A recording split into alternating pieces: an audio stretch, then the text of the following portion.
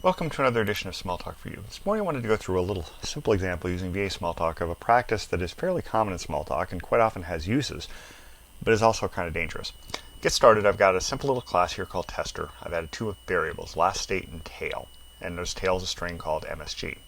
And my APIs that I've added to this are add message, which is just going to drop added to the transcript, and remove message, which will drop remove to the transcript.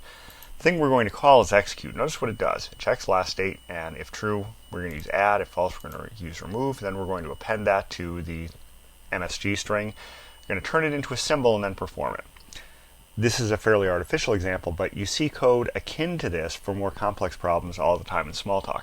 And it works fine. If you go over here and we do all of this, you'll see that we get added, removed, added. Works just fine. The difficulty is this. Let's go up here to the launcher and we'll try to find all of the senders. I've got a dual screen thing here, so I've got to bring this over. We'll try to find all the senders of, say, add message. And notice no senders, so I can't find it. This is the landmine you leave behind for any follow-on programmers when you use this kind of thing. You have to document this sort of thing heavily if you decide to do it, because if you construct messages and then send them, they often end up being the only place in the system they're sent, and then they're completely untraceable by the tools that Smalltalk provides. So it's a capability Smalltalk has. It can be quite handy for some applications, and I might go through some of those in the future. But it's also quite dangerous because it's almost completely untraceable. You have to know what to look for or put a debugger in ahead of time to figure out what's going on.